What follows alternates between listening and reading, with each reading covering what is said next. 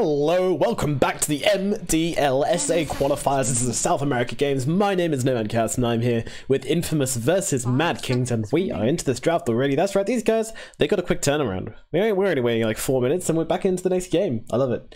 It's beautiful. Alrighty then, so Ancient Apparition and Nurse Spirit picked up by Infamous and Mad Kings. They're going to go for the Dark Willow and something else. What will it be?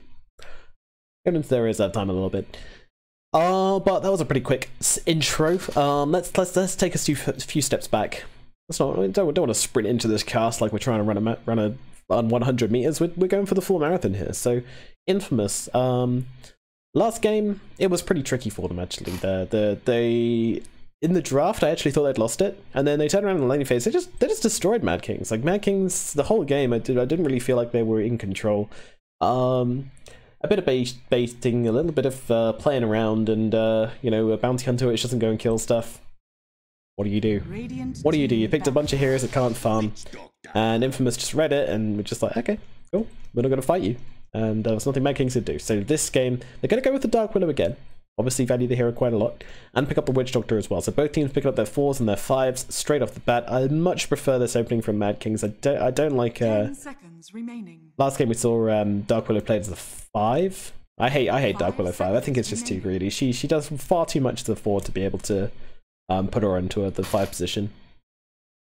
She's so much more effective if you get a couple levels on her and the like. Radiant team ban.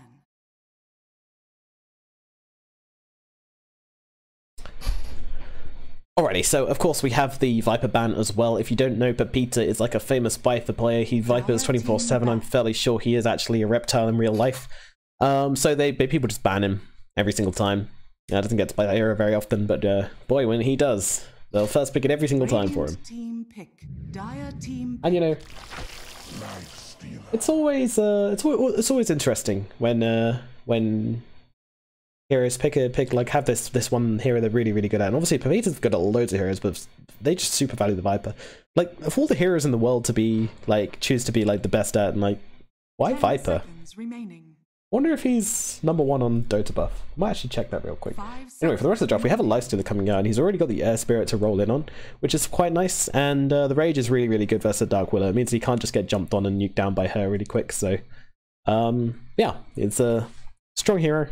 Nice hero to pick up now. And also with the new kind of Radiance builds on Lifestealer, it means that you don't actually know whether this hero is going to be going physical damage or magic damage, which makes it really hard to build against him.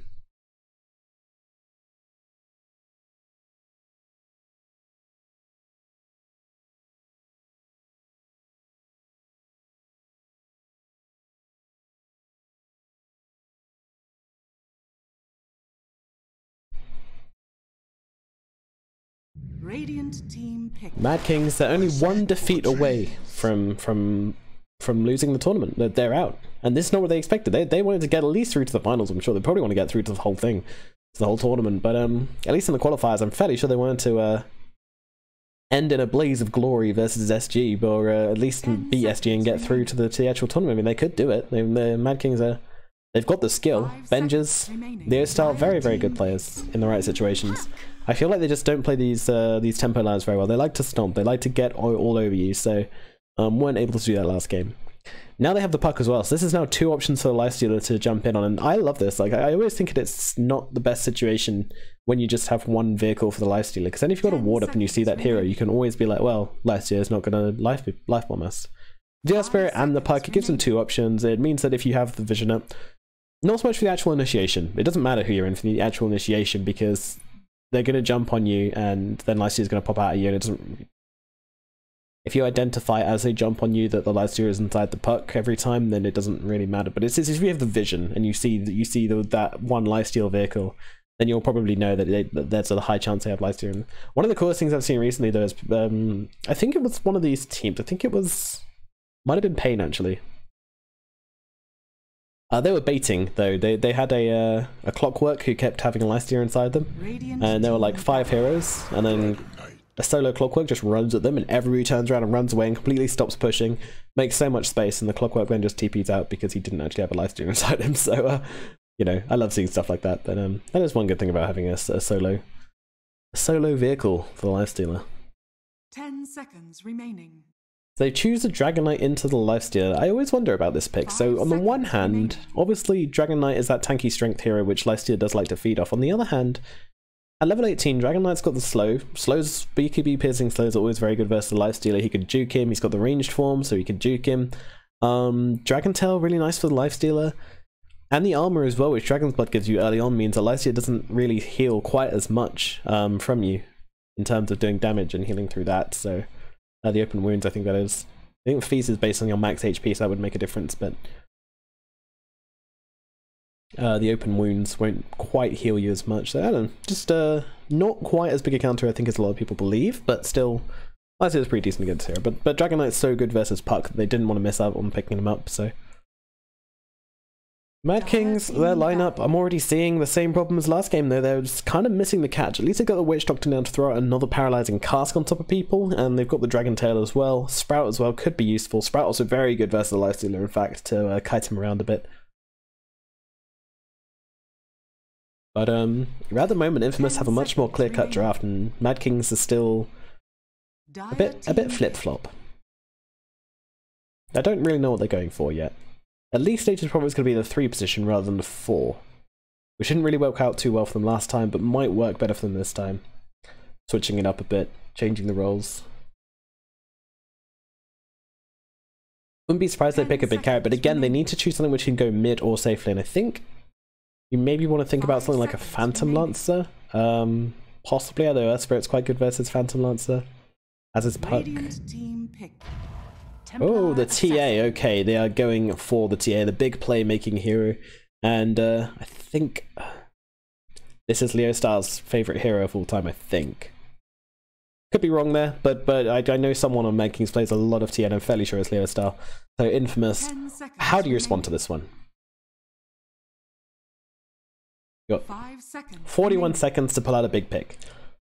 Now, Lifestealer can actually go for the Radiance this game, and that is going to be super good as well. Ancient Apparition with the Blast Refraction charges aren't going to be doing a lot in terms of defense this game. You're going to have to get that BKB online as quickly as possible on that Templar Assassin. I mean, maybe even go Blink BKB, although I know she likes to run for the Desolator.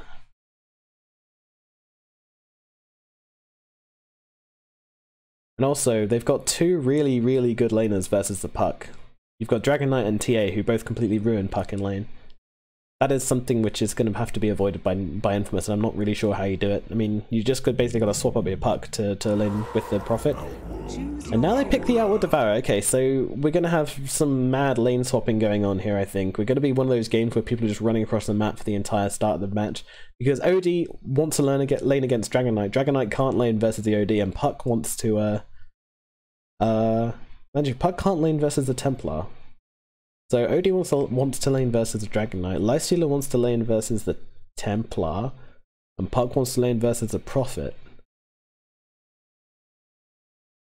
Meanwhile, on Mad Kings, TA wants to lane versus the Puck, DK wants to lane versus not Outward Devourer, and Prophet can lane versus anybody, but preferably not Lifestealer because he can heal with his crews, but I think that's the only option left.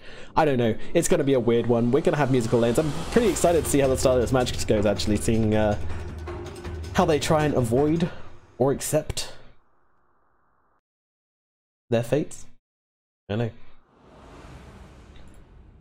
Oh. Have I crashed?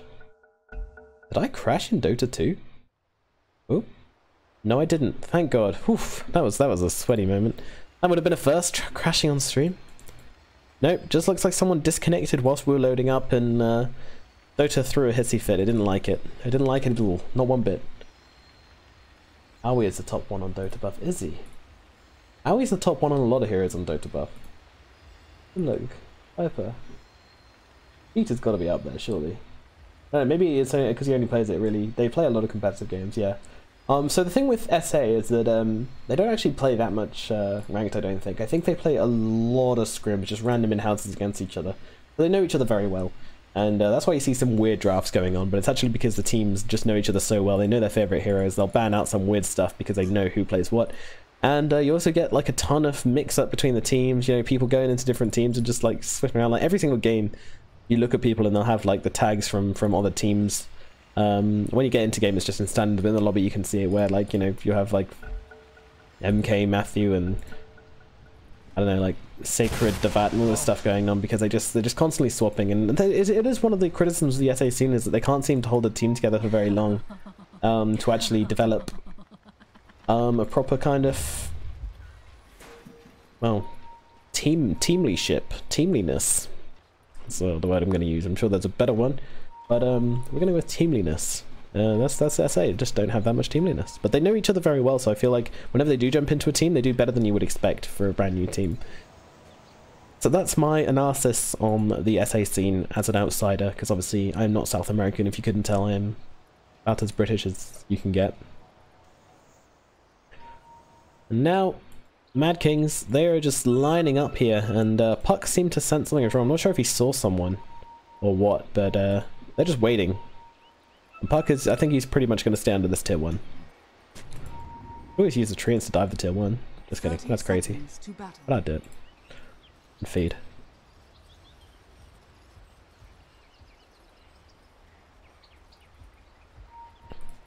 I have to say, big love to the chat this game. You guys have been keeping me going. It's I mean, we've had some fantastic games. Just the last game was a little bit slow, a little bit tactical. Nice insights, but as I said, I'm all alone here without an analyst and an analyst. Jesus, I can't say that word. So you know, it gets lonely, but you guys keep me company. And Dark Willow will grab herself a rune. Slanding grabs one as well, but it's just gonna be 2-2 as no one really gets it. Right, let's look at lanes, because that's what we're here for. That's the excitement in this game. It's a laning phase. OD gonna be getting them big blocks in the middle lane, and then Templar is gonna be in the middle lane, and actually sending that range creep first, which is gonna die and then end up pushing the lane. And well, immediately banishes it and gets the early start on the CS, of course. TP's down in bottom. Oh, just the supports. And here we go, the big lane switch up. Did I call it or did I call it? Pepita crawls its way down bottom lane. I mean, Prophet, if only he had the teleport, and he's walking way down to bottom. Benja's walking up at top. Puck is the guy who's going to get the farm though. Puck's just like, yes, early levels, go, go, go, go, go, before this DK gets here. And Matthew's going to link some XP as well. So, Puck, currently the only winner of this lane switch, but they didn't really miss out on the whole of the CS. And now, yeah, this Lighty is going to get it to spend about 3 seconds down here before he raids. But it's not so bad being against Prophet. It's just the issue of DK versus Puck. And actually rolling onto the DK. They might get an early kill here. Yes, they will. They take him out. Matthew was waiting the whole time for that. Meanwhile, at bottom, Excel gets taking a lot of damage as well. They could actually dive the tower if there's one more right click will be needed, but he's got the Fairy Fire, and that will keep him alive. Meanwhile, Pepita, they're just going to throw out the TPs. Oh, they killed him. So Ben just had to TP back to lane, and now they can TP to their separate lanes, and Ben just can't follow. Genius. Genius, Infamous. I mean, sorry, maybe getting a little bit carried away there, but this is actually very, very good. Yeah, so Pepita gets to fight up versus Benjas, which is exactly what he wants. The Puck getting his lane down at bottom, which is exactly what he wants, and Infamous will be very happy with this. Meanwhile at mid, unfortunately, I mean, well, not unfortunately, OD versus TA is kind of unavoidable lane for Infamous. I don't think OD's got any particular problem with it, and you can always do this, where you just banish her for the remainder of her refractions, and then she's a little bit weaker. Stop her getting those side blades on you. Make sure you get those last hits, because TA with her insane damage can really block you out of the lane if you give the chance, but Astral means that you can just Astral her up, get a couple of CS, and then get on with life, which is exactly what ODs want to do. That's all they're about. They're just about moving forwards. They're not negative people. They're always looking forward to new horizons. Oh, kill in the bottom lane. Nope, top lane. Top lane. Pepita actually managing to kill Slandon as he comes a little bit too far forwards. Too philosophical, not enough camera work. There you go. It happens. And down the bottom lane, yeah, Puck's having a wonderful time. 17 and 4 right now, whilst Devat just can't really catch a break in this lane. It's not a good lane. Like, Puck is just going to bully this nature's Prophet to no end, and there's really, really nothing Devat can do about it. Like, these treants will also get blown up once Puck has the mana. He's going, actually. He's going here, and he's got the damage to bring him down if Devat can't dodge this orb. In fact, Ian doesn't throw it. He's happy just to leave him on low health and be like, yep, in my lane now. You want to come back? Nope. Gonna harass you out again. The treants are doing a fair amount to Puck, though. They gotta give him that, at least. And And Prophet will just TP. At least he's got the teleportation, so he can go back to base and then TP straight back into lane, wherever he wants. Middle tower is under attack.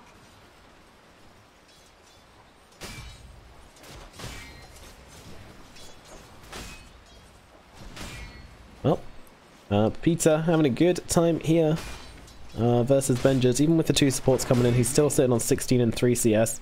And they might want to consider putting someone bottom just to help out the battle a little bit here, because Bat's just having not a great time of things. Although now that Puck's out of mana, things might get easier.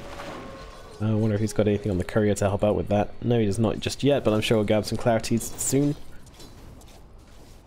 I wonder if he goes bottle this game. Dire are scanning. Might just use shrines.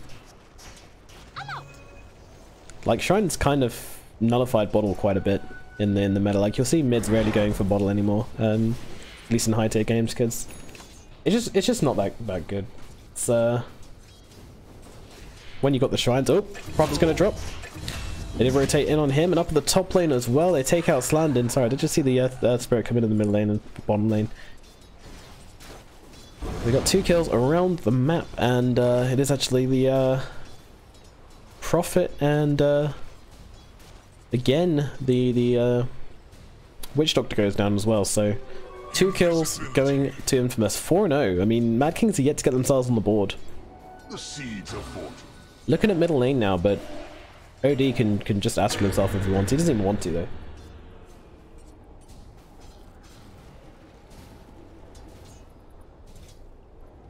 Matthew is waiting.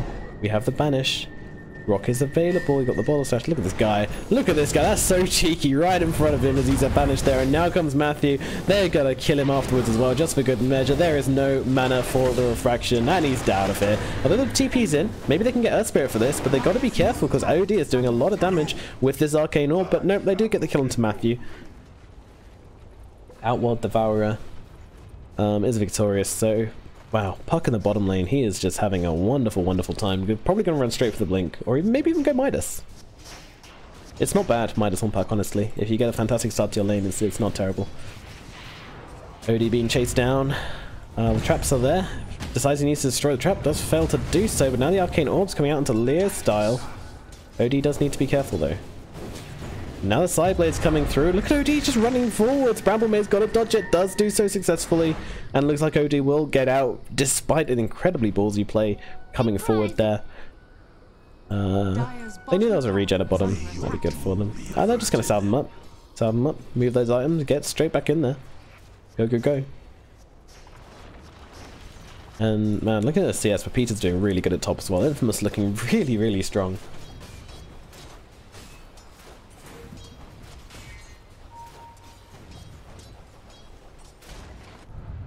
Uh-oh. OD could finally be dropping a mid. This could be their first kill on Mad Kings as they are diving pretty deep for it. The stun is there. And now the Shadow Realm as well. In comes the Nature's Prophet and they do get this kill. He just buys drums before he dies, so he leaves really no gold for it. Now they're all forwards, but the Maledict is out onto Matthew, so he does want to be careful here. Final tick will go through, and now you are clear for takeoff. Ted has got nowhere to go and will die. Nice try. Nice trees from Nature's Prophet. They don't really matter.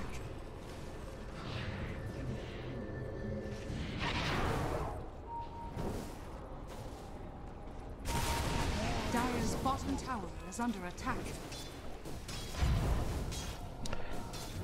Well, OG just comes straight back in the middle lane and continues farming, and he even gets a ward for it as well. And if you look at the net worth, he's not actually doing that great, but still much better than the TA, who's not having the best time in the world. As they will be... Oh, they haven't stacked for her.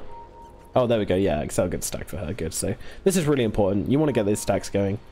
And actually, she's put the traps there so she can stack herself, but she's got to pop it at the right time because it does slow them as well.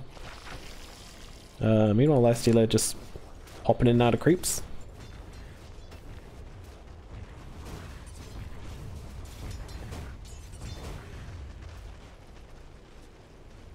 Devat finally getting a bit of farm in this top lane, but like looking at his CS, it's just been a miserable Prophet game. Even though he was a 3 possession, it's still not the best start to the game you want. But he's stockpiling that gold, maybe going for Midas, bottom lane, Benjers. Is he going to throw out the stun? He doesn't have the stun, so just getting angry. Oh, nice kick as Rethy rolls past. I didn't even know you could do that. Benjers in a lot of trouble here. I think he's going to go down.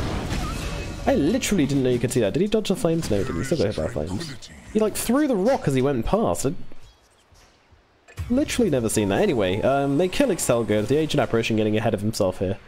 And will be punished for that placement.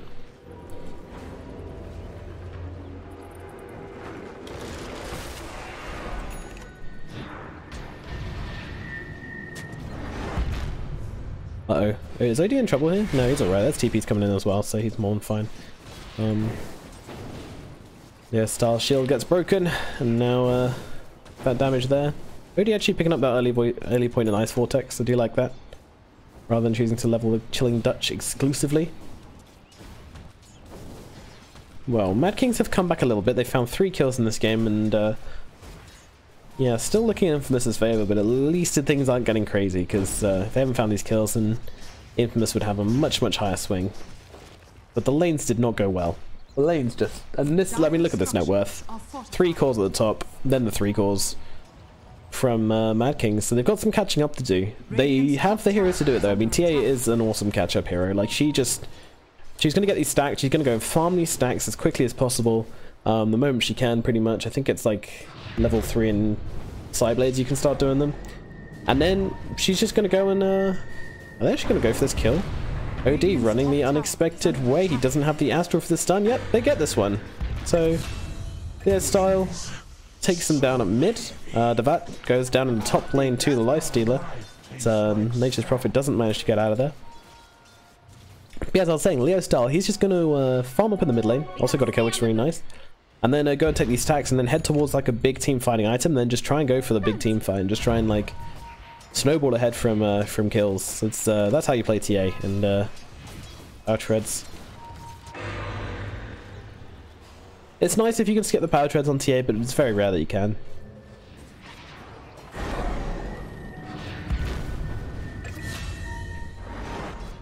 Man, kills going off all over the map. Actually managing to find the Dark Willow here. And again going for that Helm of the Dominator on the puck. BNN really valuing this troll creep. Interesting. Never seen that before. And yep, here we go. 2 points in Meld, 2 points in Psyblades, and Power Treads. And actually going to try and stack it again. Won't be successful in doing so. No, doesn't try and stack it again is why. Running just straight into the OD, and OD's in a lot of trouble. He's already used his Astral, and he just dies here. So huge misplay from Control X. You can't do that to a TA. Like, TA is already getting ahead of herself, and now she's going to have plus 25 attack speed. Leo style. Making it work. Yeah, popping that trap whilst farming them so they take longer to get to you, and you get more time in the Sideblade splash damage. Smart stuff. Using those meld strikes as well to get them nice low armor, and then splash through. There you go. Ancient Farming for Dummies. Your illustrated guide by Benjers. Sorry, Leo style. Benjers is the Dragon Knight down here. And yeah, BNN, still so weird to me, like, Helm of the Dominator over a Blink Dagger. Craziness. That's crazy talk. So TA is going to go for that Blink Dagger rather than the Desolator, but it does look like she's setting up one and she's got that Blightstone. Would be very good this game. Tearing down their armor to allow the Lifestealer to get through and do some real damage and also heal himself up in the team fights. Really nice. But obviously you want the Blink Dagger story. Yeah, you got a Lifestealer on your team, so you go for Blink Dagger every time.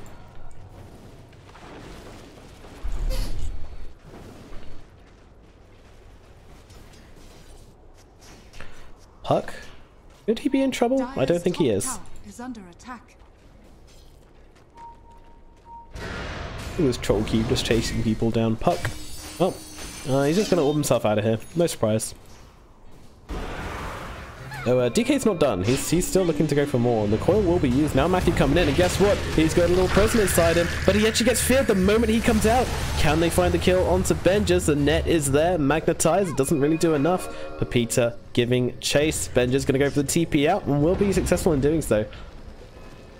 Slandon going to clear himself out of there as well. They won't find anyone. They are gone. Meanwhile, in the middle lane, looks like they might be making a play onto the Outworld Devourer again as that paralyzing cast comes out. The crit from the TA. Oh, Banish actually saving her from the AA damage. And now Leo Star realizes she kind of needs to get out of here. So they don't get that kill. A lot of damage from the Malik still, but... The seeds Oh, Matthew just playing up with Slandon here. Needs to get to that high ground, but with the double stuns coming through and now a trap as well, we'll be able to... oh, he can just roll through those roots. Okay.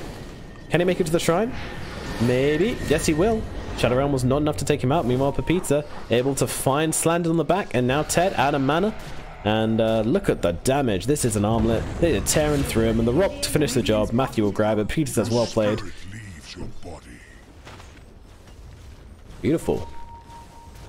Beautiful stuff from Pepita.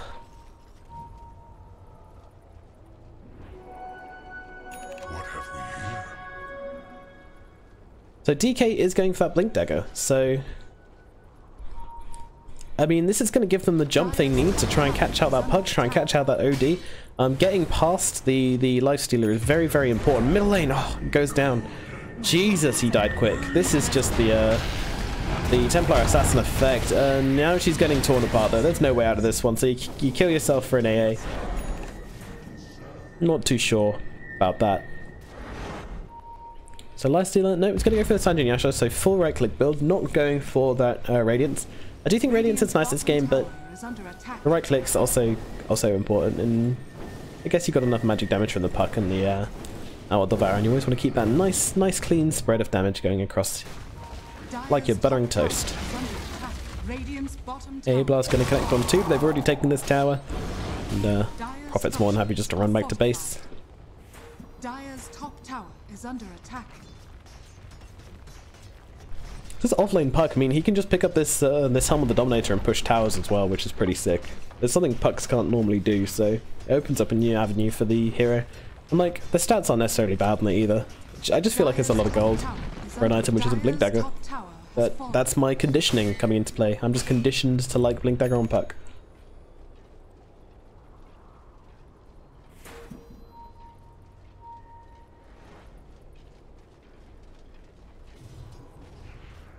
Well, she is going for that Desolator, and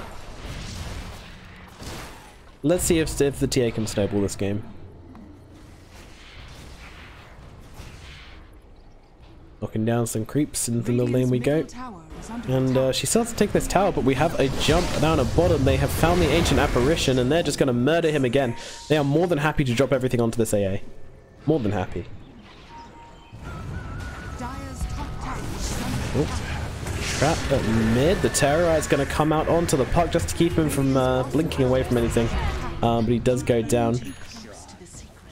Mad Kings showing a bit of life now.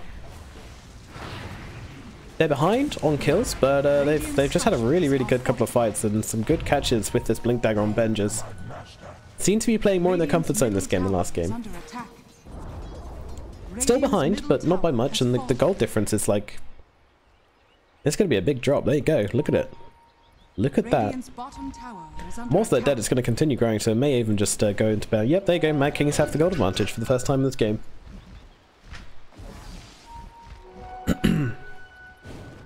I do feel like partly this is the Awad Devourer. His lane was fine, but he's just been... He had a really bad death at mid, and he's been struggling to kind of come back from that. In fact, he's going Midas. Wants to see things through to the late game. I feel that's a bad plan. With the team lineup they have, the late game just doesn't seem appealing to me. And in they go onto the Dark Willow. 1-2. Pepita takes him out.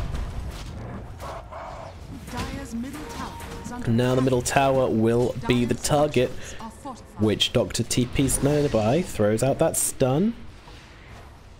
But it's just a defense. It's just clearing the waves up, waiting. Puck is nearby. He's got the Blink Dagger now. Actually going for the Lincoln Sphere next, oddly. I know, this is a close game. Silence used onto Slandon here. This Witch Doctor's in. Will get killed. Now Templar Assassin. Oh, blinking out actually. Yeah, using that refraction to blink. AA Blast only going to land on Ted, and the blast didn't actually do any damage. Ben just could be in trouble. He's dropping low. He's going to be cold feeded up, but in the main part of the fight, they're trying to go forwards onto Pepita here. If they can get this kill, it would be really big for them. And there we go. Leo Style gets it. Links forwards and finds the kill. Now Excelgor trying to go for the Brave TP, but does get taken out. Might have been just making space for the rest of his team to get away. Infamous falling apart now into this mid game. I mean, they're doing so well, but just look at this dive in the net worth chart. I mean, Mad Kings just seem to have found a new wave of lice. New wave of lice, dear God. A new lease of life. And TA just taking these stacks as we thought she would, and there you go. Had like an average lane. And now she's top of the net worth chart. She's found some kills. Currently sitting on 5 and 2. Finding some creeps, and Infamous are looking pretty scared. They have actually swapped out to go for this Radiance, which I like. I like that a lot. As I said, like, they still got the magic damage available, but I think there's no problem in it. And it's not really the damage as much as a miss chance, and like, I mean, yeah, it is the damage. It's everything. It's just a really good item for him. And he might go for the Solar Crest afterwards, which would be a really nice kind of like, yeah, he needs to go for the Solar Crest. Solar Crest is amazing versus the Templar Assassin. If she misses those hits, then especially that Meld Strike, very useful. And then it also combos up with his Radiance, which gives you a 12% miss chance anyway. I believe it's 12%, I might be wrong. You know, I'll check later. So, Blink Dagger Desolator for the Templar Assassin.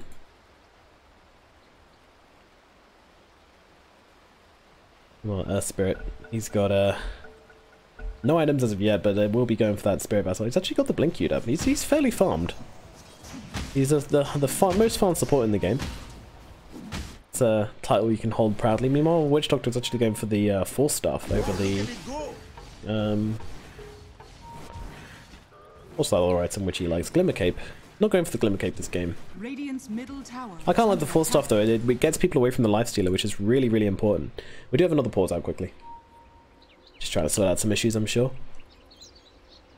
A Roshan for the TA is a really tempting option, especially with the Nature's Prophet in your team, but going against that with against a Puck, a Earth Spirit, and no D, and an AA, these are all really good heroes for your Roshan fights, so really you're going to have to get 1 or 2 pickoffs before you try and go for that Roshan kill, otherwise you may find yourself in a really bad team fight. But this game's so much on Neostar now, and I mean, the Prophet's starting to get fun. He's actually gone for the Dragonlancer, going for the right-click Prophet.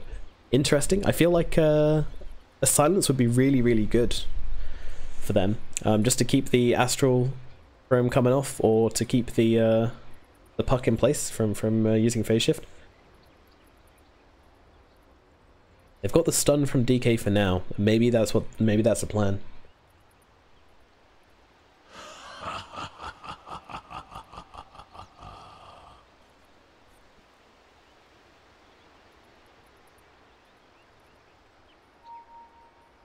Well, Ted just farming with Bedlam, why not? An awful lot of damage.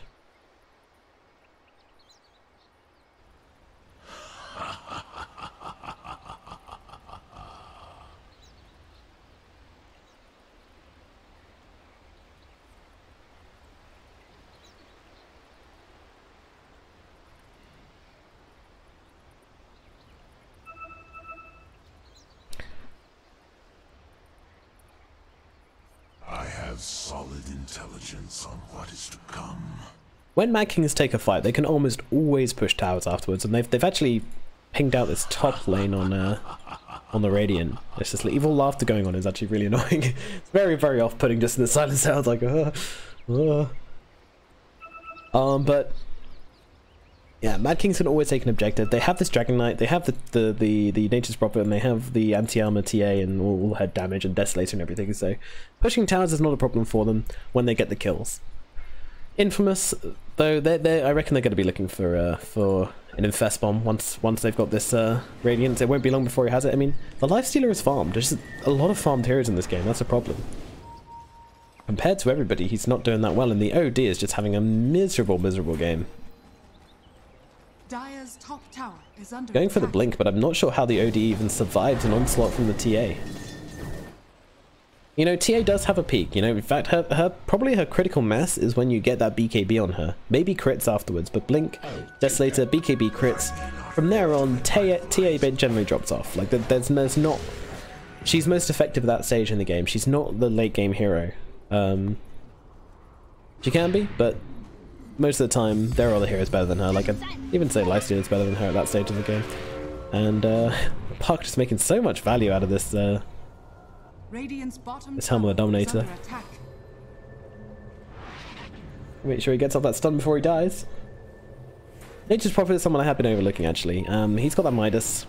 He's gonna find the Orchid. There you go. So he just goes Dragon Lance Orchid. A little bit weird to stop off for that Orchid to me, but I guess it gives him tankiness, which will hopefully help him TP out in some cases. Oh.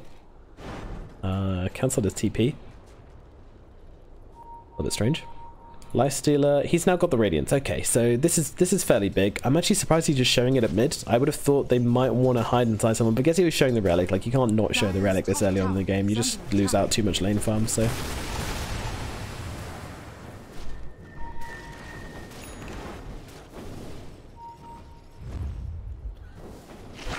And in we go. Okay, so there's your Infest Bomb. You have the Radiance, you want to make a play with it. The question is, who do we kill? And BNN might find himself in danger. Oh, Leo style. Just being careful. Puck. No. Puck, not like this. Ooh, he's got to be so careful. He didn't see it, right? Oh, they see it now.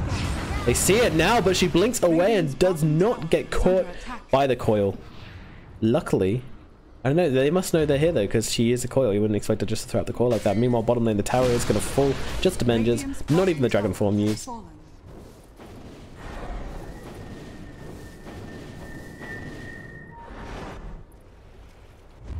Bottom lane, they're actually going to smoke around on their own, so...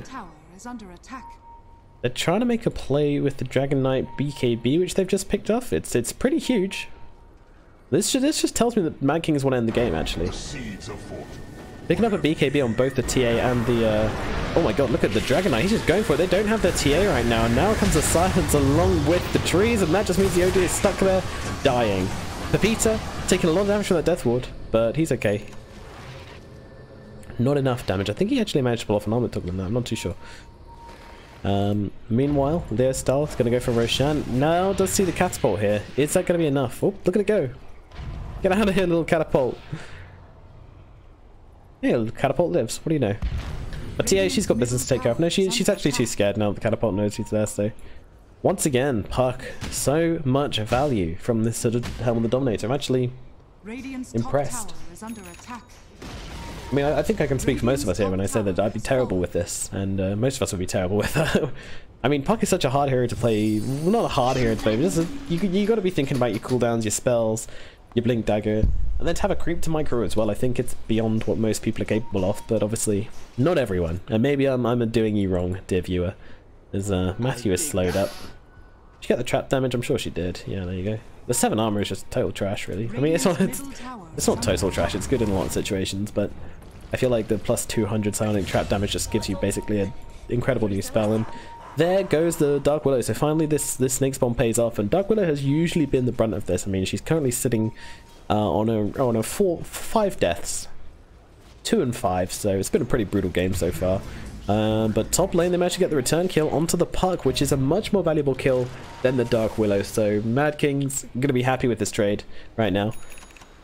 Across the map, trades are a thing, by the way. Like, if someone dies at top and someone dies at mid, then it's definitely a trade, because you were using the attention of your heroes at mid, which means they weren't going to TP up top, etc, etc.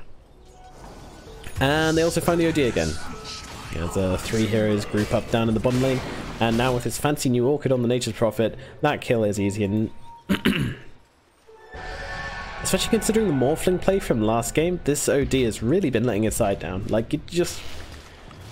10.6k, and he's just constantly getting picked off. I mean, it's very hard for him to come forward, sure, and especially with this now, the silence. They've got a lot to stop him being able to get the Astral off, but even so, he has died a lot. I mean, currently sitting on 6 deaths, 1 and 6. It's not ideal.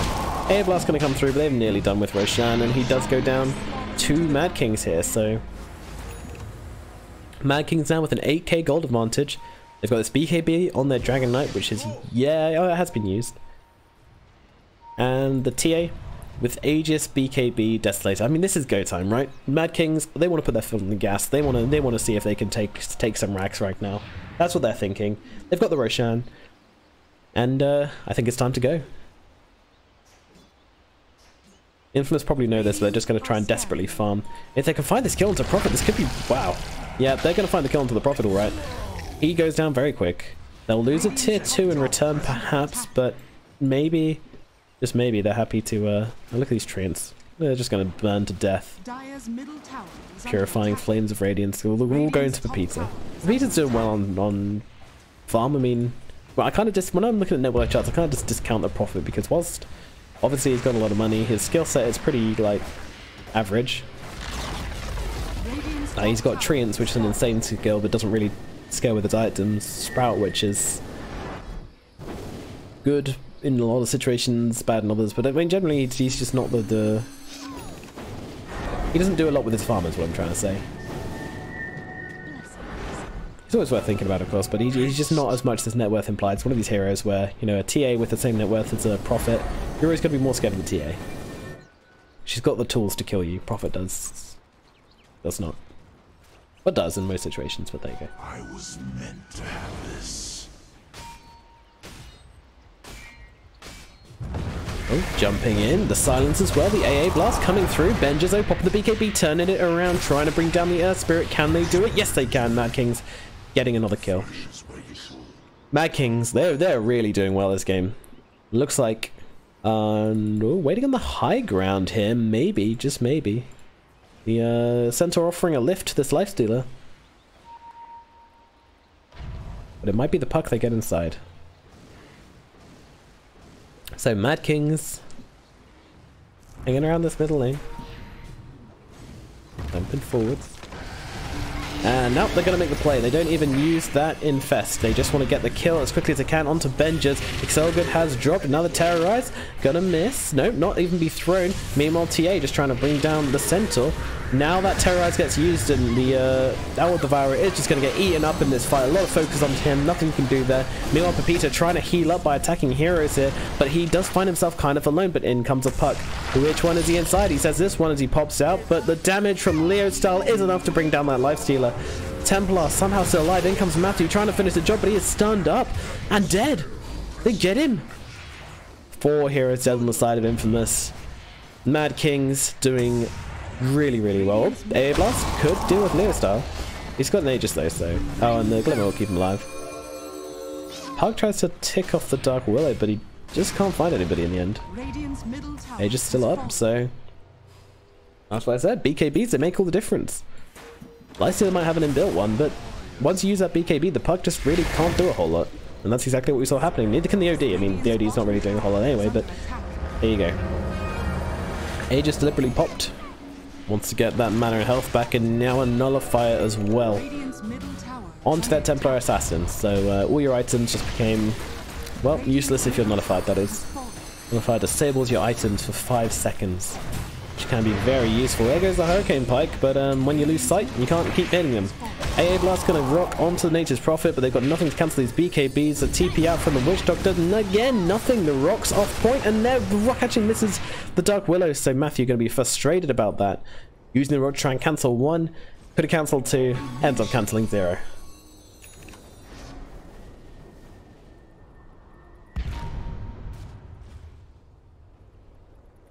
Meanwhile, Leo Style and BNN is going to choreograph one another. And they're not even interested in one another. It's like, yeah, we'll go our separate ways. Like, TA's never going to find the puck. Puck's never going to kill a TA, so why fight? Just a waste of time for everyone involved. Radiant's top shrine is under attack. Oh, Lifestealer really wants his tower, but it's just not happening. AC will be up on him soon, but now he is pushed to the bottom of his network channel. I like the way things have swapped over since the laning phase. Oh, did that? Probably going to be dead here. The Prophet goes for the courier and ends up dying. Gem where? Base in courier? Gem, I don't know where the gem is. Oh, Dragon Knight's got it. Okay, they put on the DK. Yeah, I like that. You don't want to put it on your Witch Doctor when there's a puck in the game, and a Lifestealer, and an Earth Spirit. You can be blown up too quickly. Dire's middle tower is under attack. Dire's middle tower has fallen. I'll take that. Oh, Matthew gonna throw out the kick onto the Dark Willow. Can bring him down. AA Blast. Just for the decoration. Regeneration. Funeral. AA Blast. Matthew just rolling around, doing Earth Spirit things. Taking Ancients apparently. He's got that damage talent, it seems. Nope, doesn't. This apparently hits really hard anyway. Plus 200 rolling boulder damage. I'm pretty sure I didn't even think rolling boulder did that much damage. Up from 100 to 300. Yeah, that's pretty good.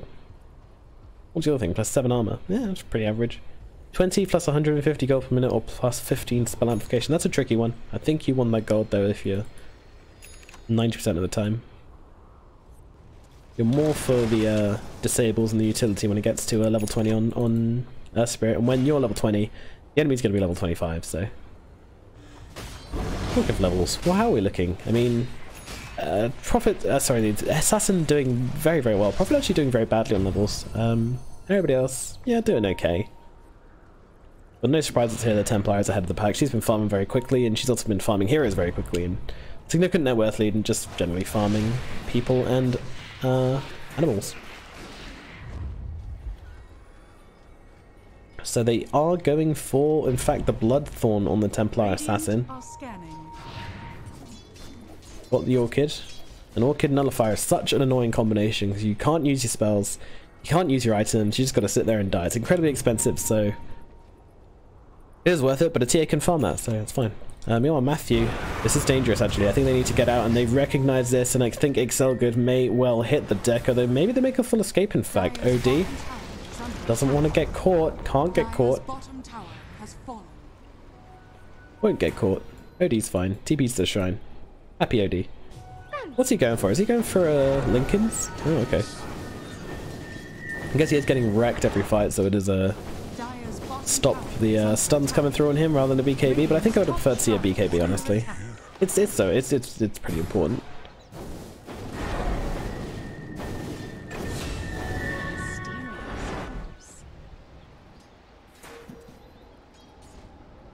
The Prophet actually going down in the bottom lane as they get him with the Infest Bomb.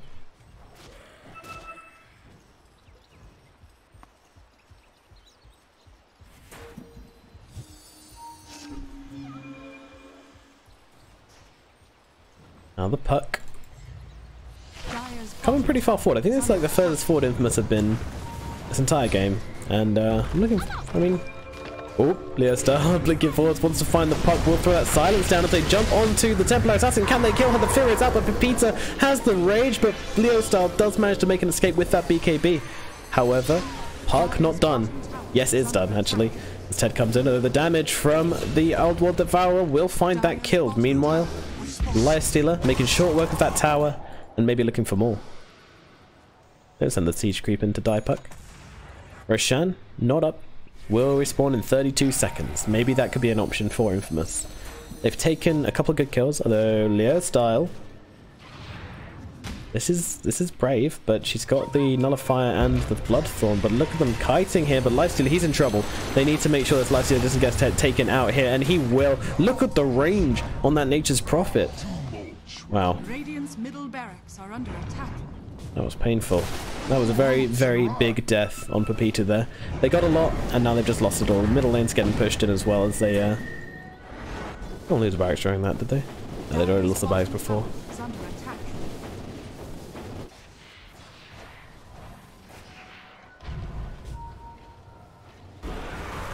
Well, here we go. Getting up onto the high ground. They got the creeps. Ready to go. Fortify will be used. They really want to force this buyback from Pepita. Damage onto the onto Benjis isn't exactly little. Oh my god, Leo Star's getting taken out here. They're actually going to find this kill. Dropping very quickly now. Benjis trying to go back in. Excelgood will eat that Death Ward. Now the Astral onto the OD. Pepita does buy back. Interesting buyback, I would say. Wants to try and get a kill onto Benjis here. And look at this positioning from him in the trees. He's just going to TP himself out of there. No chance of finding him. Even Dark Willow going for the deep ward in that as well. Creeps gonna take the middle barracks. The top barracks gone down as well. Was that Nature's Prophet? I feel like that was Nature's Prophet pushing during that bottom fight. Just rat things. Yeah, I think whilst they were pushing in bottom, the Prophet went and took some racks, but I didn't spot it.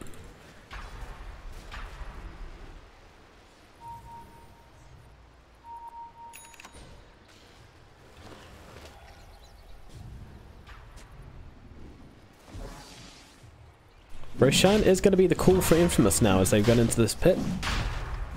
Looking to take down the big boys. Got that Aegis, got that cheese. And in comes a whole wave of creeps for them to eat up. They do go down very quickly, and the Aegis does go to the way of Pepita. Okay, so this is fairly big from Infamous. It opens a lot of opportunities up for them, especially on that TA. Now, TA previously, what TA specialized in is jumping into a middle of a fight and just blowing up your cores. And she is one of the few heroes with the damage output to be able to do that in the middle of a team fight. As long as you got that BKB up and won't get disabled, most of the time she can do that. Now she cannot. Pepita has the Aegis, so she's going to have to jump in and maybe try and kill. I mean, you can't kill the Puck. Puck's going to get away from you. The OD, he might go down. I don't think they're worried about that. And he's also got the Shiva's Guard now.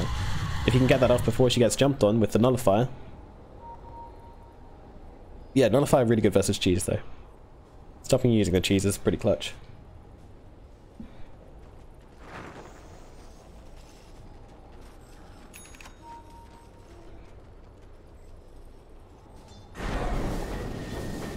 Well, it's AC versus AC as DK picks up his, and Pepita already sitting with his Salt Cuirass.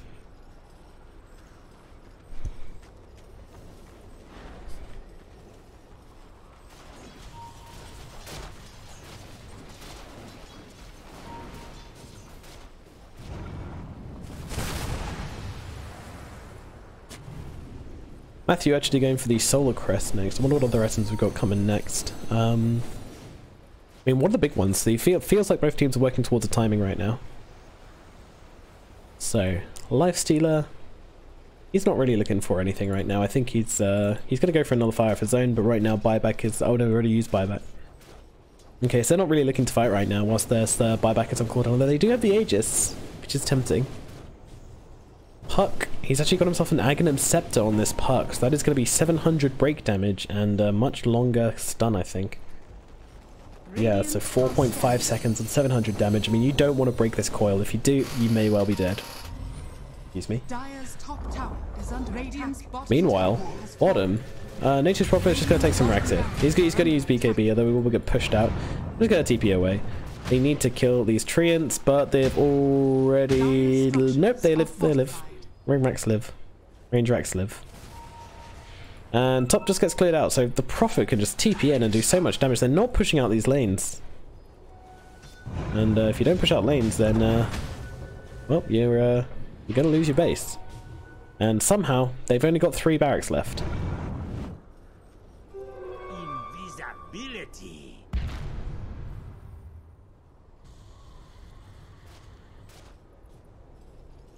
Well, Lifesteal, he's got the Radiance, the Armlet, the Aegis, the AC, going for that Nullifier as we talked about. I mean, it's going to stop that BKB and all of these items which Empire Assassin puts out. In fact, I'm pretty sure it's just going to be a battle of who can nullify whom. Meanwhile, the March of Death as these Treants come in towards the middle lane, and OD does spot them. We'll kill a couple. They're just waiting. He's so annoying, this Prophet, this game. Just creating so much space. Completely destroying Infamous's ability to actually do anything. And, oh, TPing in? Nope. Oh, they actually see the TP in. Matthew sees it, and immediately they're going to jump onto him here. Very difficult to look at him die. He has got the BKB, but won't be able to make the TP out. And now they can think about doing something. Although he does have the buyback, they will need to be conscious of that. Reaching that 40-minute mark.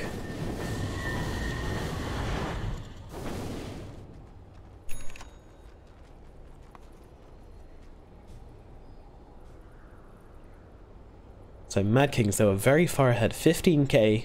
Then Infamous managed to bring it back. They had a good fight. They took Roshan, but now things are slowly starting to ebb their way, especially with this Nature's Prophet jumping in and taking care of business. The base is just in tatters. I mean, he could literally come in and one-hit this range barracks, but they're not going to deny it. It's too valuable to deny.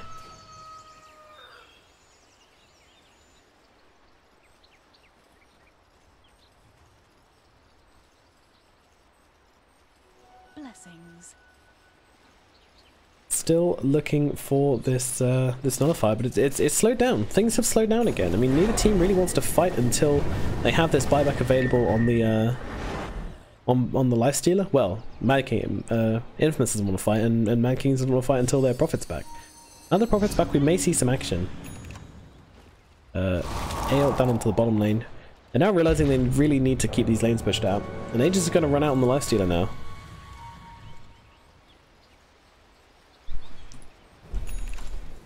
I'm really surprised they didn't go for some more infest bombs with the Aegis on lifestealer.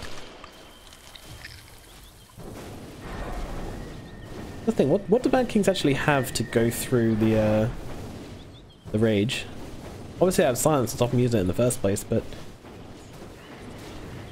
Terrorize doesn't pierce BKBs. There's no way to get through the rage, so you can always rage TP out as long as he doesn't die in that time, which admittedly is an issue. It's AA. Nope, we just got really short cooldowns. 40-second cooldown. Illusion. And here, well, Aegis have run out. Perfect time to go for a infest gank, apparently. In the world of Infamous. No, I understand it though.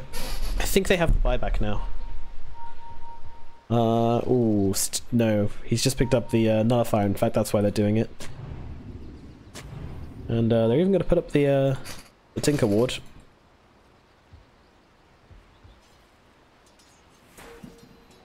I'll take that. Just waiting. Sneaky. Radiant's to the temple's defense has Dark Willow coming quite far forward here, but I don't think he's going to go and push this lane. I think they're waiting for the Prophet, but I think it's unlikely for the Prophet to TP here. He's just died. He's got an item to farm as well. He's going for the sheep stick, so Invisibility. yep, just TPing around the jungle, keeping it nice and chilled for now. And Lifesteal this whole time isn't farming, although the TA's putting some traps down, and that is some crazy range on those traps. We have a 25 though. We have +4 refraction instances on the TA. Admittedly, I've never seen the side blades paralyzers. Is that Puck using? Nope.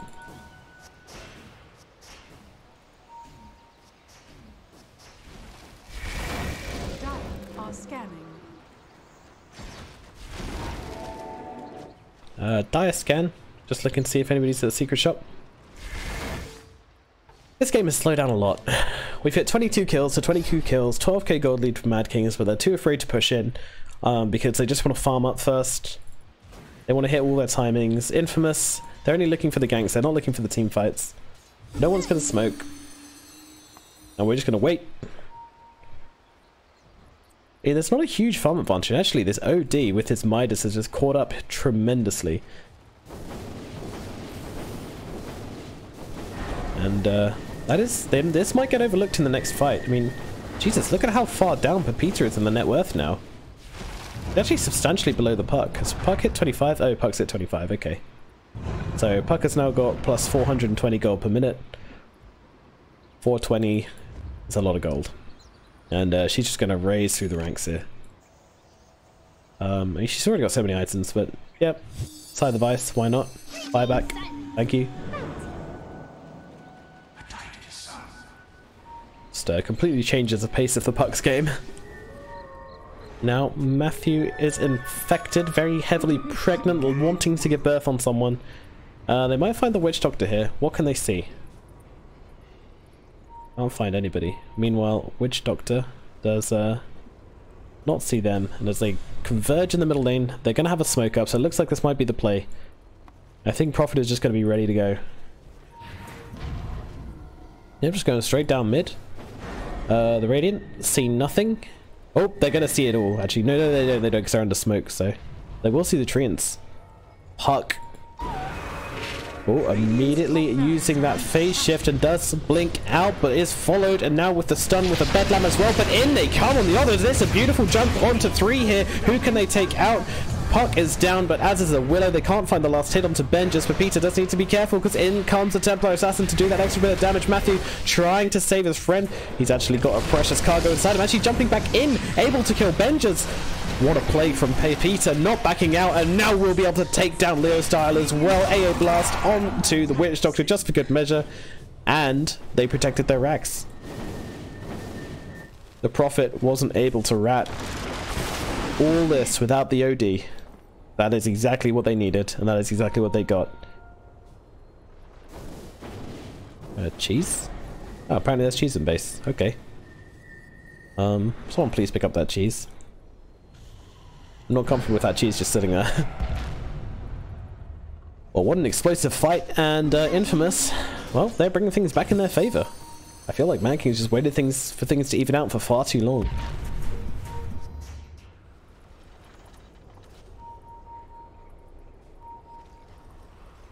Peter's like pinging Roshan saying it's up any minute, and they're not even going to see. Oh god, it was literally 2 seconds away.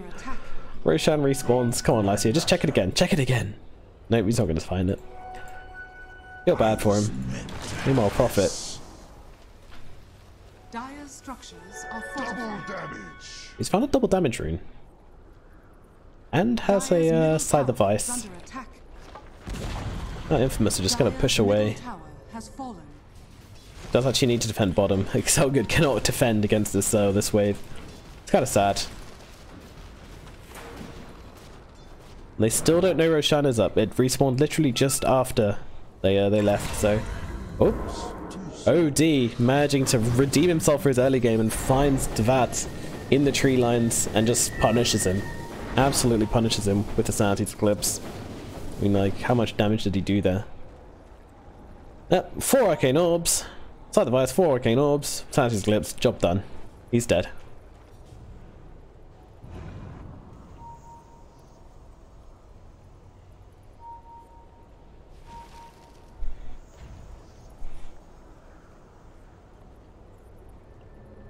Oh, another TP into the middle lane. Dark Widow's got an interesting build. Blink and Lotus Orb. And maybe looking to advance here. Now they see Roshan is up, but they are fighting right under a trap, and they do not do this very quickly. Meanwhile, Witch Doctor is waiting. Matthew's gonna just sit there to break smokes. What do they see? They see nothing right now. They do see this TA hanging around. They ping up onto the high ground. They know a lot of people are up, and actually they're gonna go for this. They see it. They're actually going for the Templar Assassin. This could be huge, but the Terrorize, it doesn't work on Pepita because he's raged up and TA is down, but she has brought back immediately. Meanwhile, Benja's being taken out with the Death Ward from Slandon in the trees. He's got the Aghanims, but it does get cancelled by the Earth Spirit. Now Pepita, he is actually going to drop, though. It's too much damage for him to be able to hold. This fight is starting to look bad for Infamous as Leo's down in the middle trying to do his best. Meanwhile, OD just being hit by Dvat here, and with this BKB, the OD can do nothing. I think the Maledict Mail pucking down. No, not quite. They are managing to get out as Earth Spirit flying all over the place. Looks like it will be a successful disengage from Infamous. They managed to take out 2. And they actually save. They lose their Life Stealer, but 2 buybacks on the main cores. I don't know. Now they will be able to take Roche from this, I'm pretty sure. There's no contesting this. I mean, yeah, there's no way. Into Roshan we go. Chilling Touch. Take down the Beast. Take the Aegis. Cheese. Refresher Shard going the way of the OD. Could be huge. He's actually got a Butterfly now. Jesus. He sold the Hand of Midas and gone for the Butterfly. And now he's going to put the Refresher Shard in his hands. This is pretty terrifying. 2 Sanity's Eclipses you've got to fight up against. 2 Life Stealers. And then he's going to have a Cheese afterwards as well. Very difficult to bring down.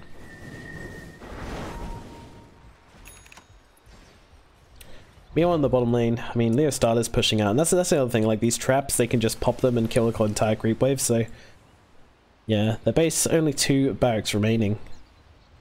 They need to start pushing.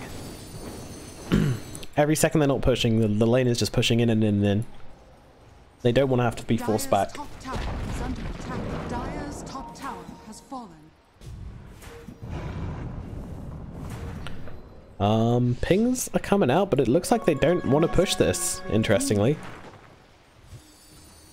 I mean, let's have a look to buyback status, and they need 30 left on the OD, so in theory, as long as he doesn't complete... Yeah, there you go, he's got his buyback. But yeah, TA doesn't have it. And actually, Benjas doesn't have it. What's he gone for? He's just kind of fallen off a cliff when it comes to net worth, really. He's way down below. I mean, Pepita is actually... I don't know why Pepita's net worth always looks so low. I swear it's not that low. Is he the moonshot or something? No. They've actually found the VAT, but they might get the return kill onto the AA, but it's very little to be gained. So, OD did want to go for something there, but couldn't quite find it. Gem on the deck. That's all good. Nobody still has anything which pierces spell immunity. No Abyssal Blades either, which is very surprising versus a TA. Generally, it's the Abyssal Blade is very good, especially with the Spirit on your team. Gives you an ability to close the gap between you and ranged heroes, and then you can just pop out Abyssal Blade them, hold them still, and do your business. But I guess she doesn't have fantastic mobility, especially with that Nullifier on them. So I guess Nullifier is kind of like a better Abyssal Blade now, maybe. I don't know. I'd like to ask someone this after a game.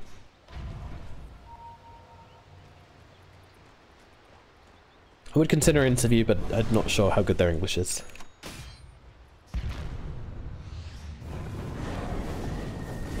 Well, middle lane. There's a cast bouncing around. Control X is right on the front lines. I think we're going to go for it. I think we're going to go for the high ground. Pulse Repeater just wants to do this damage. He's got an Aegis. He's got a Lotus Orb. Structures are fortified. Do they go in? Oh, OD's actually going in, trying to get the kill, and will find the Dark Willows. This is a nice start to the fight for them. Look at Matthew. Get out of here. Get down, Mr. President. And they will take the first tier 3 of their game. Their base is safe for now. Lysealer taking a lot of damage. Will pop the Rage and just go to work on those barracks. Now the Rage's going to run off in about 2 seconds. Aedlast's going to come through, do quite a lot. Terrorize going to do nothing, although Lysealer is now turned into a pig with the Deathwall gripping around all of them. It's doing a lot. They need to find a way to cancel this, but they just can't. BNN taking a lot of damage. They're actually able to dodge a lot of this ulti. OD really low inside that Astral. He actually had to refresh the shard to Astral himself again, but still surviving. Matthew able to actually kill the Prophet. Now he goes down on the Outward Devourer, but Park just gets completely blown up in the middle of it all, despite being able to take down the... no, he didn't take down anyone, in fact. Hail coming through the mid. The Pizza just going to back out now. He didn't die, but he didn't have to buy back. Sorry, he did die once, but he didn't have to buy back. Wasn't the cleanest fight for anybody. I'm not even sure who came out on top. I think it might have been an infamous fight, as they did force a lot of buybacks there. Let's throw it over to the buybackometer. Do love the buybackometer, as we have Leo Style sitting out on top. Still a long way to go, but same with Pepita as well. They brought back in the same fight, so Puck, he's got his available, and now Benj has found his buyback. So 2 heroes with buyback available. And look at this net worth difference. I mean, Infamous, they had it, and unfortunately that fight just didn't go their way. They just couldn't find the kills. Invisibility. And TA is actually going to be looking for a kill here. What can Leo Style find? Don't think he can find anything, really. Illusion. Rapier is queued up. He's got the money for it. Doesn't have buyback, but who needs buyback when you got Rapiers?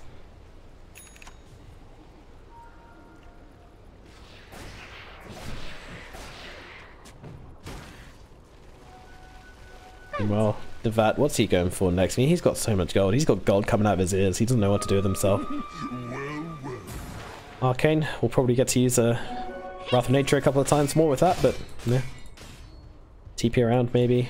He was doing so well before, but now, like, Infamous have just wisened up to his tricks, and when the OD is able to solo kill you if you run in, then you can't really rat anymore.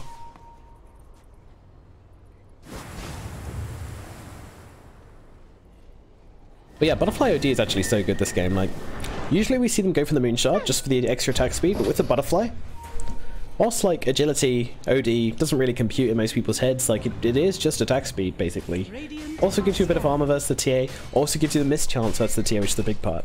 And movement speed, which is something which OD likes, so I really like the Butterfly.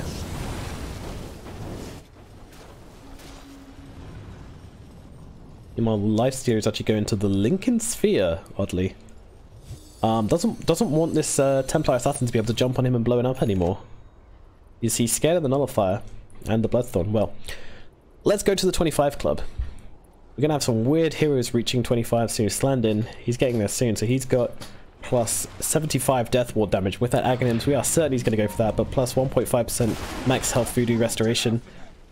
Could be possible. Probably not. That's actually pretty good though. It's okay. Not incredible. I think the death ward damage is better. Oh wow, this Dark Widow has just been blown up every fight, so she hasn't really had a chance to do anything. Looking for heroes here actually, Leo style, leading the charge. Everybody's a pig. We got a bacon factory down at bottom.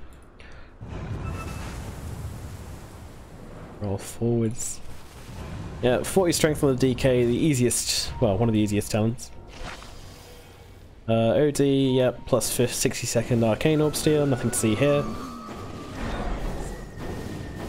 Lifestealer gets the plus 2 seconds rage duration, as we saw in the last fight. Matthew gonna jump onto the Dark Willow here, and they will just take her out that easily. Now running in from behind, who else can they find? Slander just got a BKB, go for the Death Ward, but can't quite manage to do enough damage in time, as expected. Just trying to do damage before he died. I mean, he's dead for long enough that it doesn't matter anyway. And they find 2 kills. Surely they push into base now. Or do they wait for Roshan?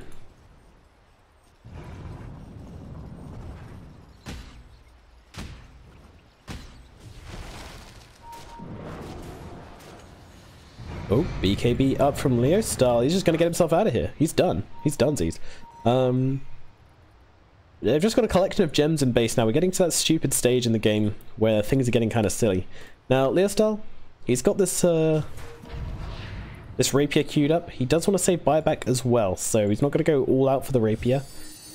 I feel like he should, but that's just me. I'm a rapier guy myself. Interesting that this pug has A on disc. He's got a Scythe of Vice in his stash just to be able to throw out. I mean, I feel like you could at least give your Lifestealer a Moonshard before you give yourself a spare Scythe of Vice, you know? There's an extent. I guess the idea is you Lotus Ult someone and then swap out for the Scythe of Vice so you'll have it in 6 seconds. That's pretty sick.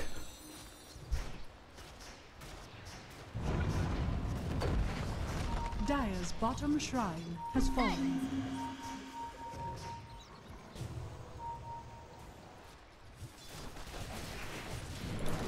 Yeah, Style playing it careful. You know, the Vac could be caught out by Excelgood here. Nope. That's the point. Are we going to see the AoE cold feet for the first time? Excelgood's still a very long way off level 25.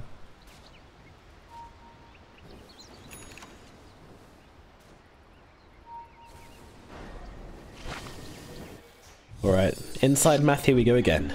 What have we got available? I mean, we're getting to this ultra late game stage, 60 minutes into the game, and we're going to start, yeah, as I said, we're going to start to see the weird level 25s, and some big items coming out, and you might even see some people trying to transition, like... Maybe not so much this game. I mean, Dark Willow, she's got the blink, she's got the Lotus Orb, she's had that for ages, though. Witchhawk though, I'm looking forward to this 25, he's nearly got it as well. Plus 75 Death Ward damage, I mean, how much does it do regularly? 125? 150?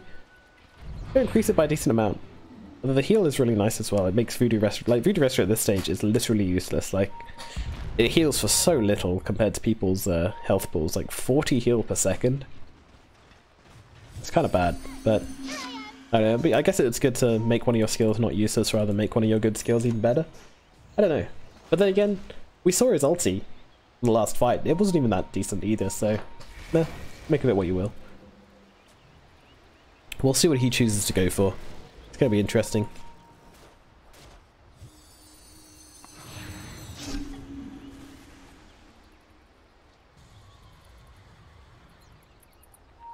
Certainly a long game. We might hit minute 60, guys.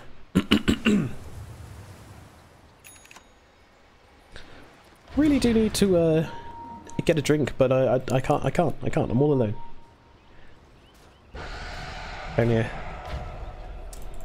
Only I'd been more prepared. Foolish of me to assume that this game wouldn't go on this long.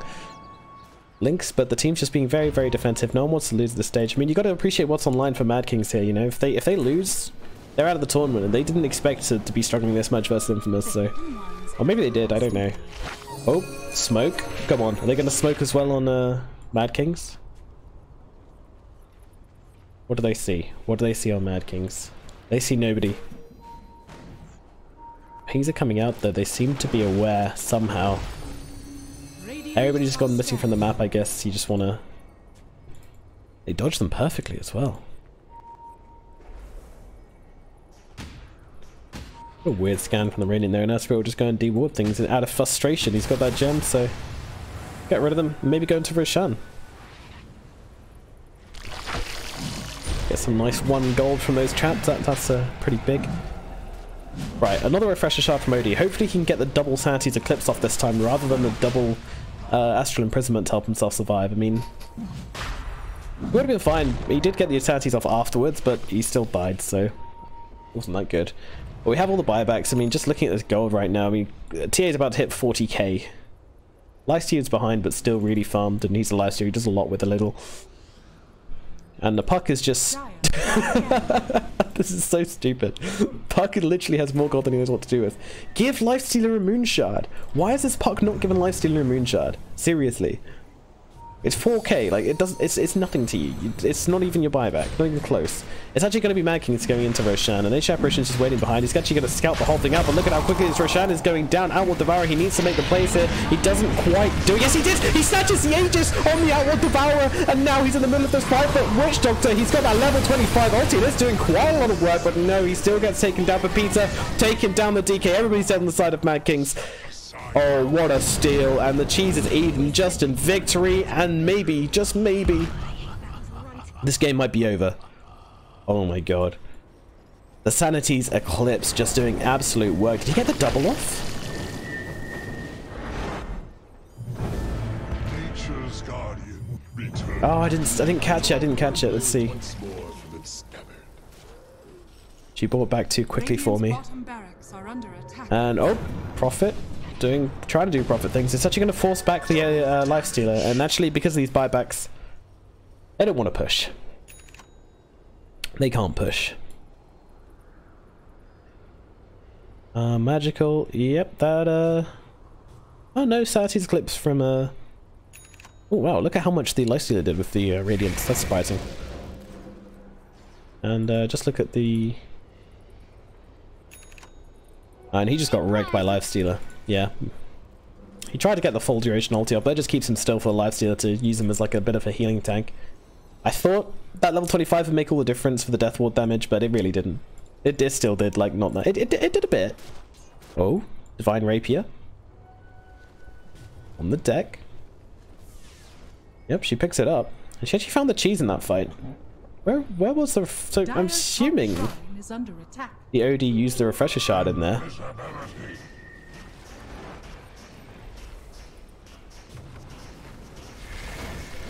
Well, gonna take some shrines at the very least. Ping's coming out. There is that coil. And, well, she's gonna take a lot of damage in base just because the Yagan's coil, but there you go. Please tell me she's bought a Lifestealer. She still hasn't bought him a Moonshard. What is wrong with this Puck? Sorry, I'm being too aggressive here, I know, but I feel like you don't need a Mjolnir on Puck. Like, why do you need a Mjolnir on Puck? Sorry, I'm hitting my microphone out of anger. Just buy a Moonshard. For, like, it's a useful item. Lifestealer is not attacking fast enough in these fights. He's only hitting for 0.69. That is so big. Ugh. But no, he decides he needs the Mjolnir on himself. For slow sieging, I guess. This is just stupid. This Puck's gonna be like 9-slotted, fully 9-slotted. Like not even like, you know, oh, I've got a killer or something. He's just gonna have like 6-9 late game items. Like Puck can't get rid of his Blink Dagger. I don't know, I feel like there is a stage where you kind of, I feel like he's maybe turning into a carry, maybe? You're going for Dream Core Rapid Fire, mate. Look at this gold, he doesn't know what to do with it. He's going Refresher Orb. Okay, never mind. So, buyback status. I mean, obviously the Puck has buyback. His net worth is just so ridiculously high. First game ever for someone to hit 100k net worth. Nah, the game would have to go on for a bloody long time for that to happen. Well, the way things are going, I mean, Infamous, they have the buybacks, right? They have the buybacks on their heroes. Mad Kings do not. They were just looking to rinse, reset, and maybe go for something now. Maybe this is the final dagger for them. Can Mad Kings defend? They're going to need a miracle. The odds are stacked against them. Lincolns are both popped. Puck, is he going to sort some items out? He needs that Aghanims, surely. He needs the Aghanims. Dire's structures are fortified. Doesn't work when it's in your backpack. Okay, Puck's not got the Aghanims out right now. I really hope he doesn't use Dream Core when he doesn't have the Ags. But it doesn't like they're just going for Association in. They jump, going onto the Outward Devour with the Death Ward as well. It is doing a lot of damage to him. Meanwhile, in the front lines, Pepita just tearing up the Templar Assassin, and she's going to drop. That is a Rapier on the deck. The Sati's Eclipse going through. Does kill Benjus. Benjus has no buyback, and now the Terrorize. It doesn't look like they're going to be able to defend. This Rapier is on the ground. The Aegis expires on the Odin. He's just jumping forwards, killing Devout. Will be able to get that kill. It's a triple kill for him. And make it an Ultra. Make it a Rampage. He gets everybody. GG, well played is called. Infamous. They 2-0 Mad Kings. And it is a... Wow. They disconnect at the end because it's SA and that's what we do here. But my god. Late game OD. Late game OD. Don't do it, kids. Someone approaches you in a dark street and offers you late game OD, you say no. You turn away and you tell him no thank you. Nomad told me not to. Alrighty, so Infamous. After a long and grueling game, they take down Mad Kings and make it through to the finals. They're gonna have a shot at making it all the way to MDL Changsha. Alrighty then, the action's not over, kids. I mean, I feel like I should do a lot more analysis, but I felt like I did enough analysis in the game anyway, so yeah. Puck, level 25 talent, absolutely insane. And Templar Assassin late game, just not that good. Even with a Rapier, just couldn't get the hits off. And it was all about who could get that Nullifier off in the first, and Pepita managed it, so Pepita won. There you go.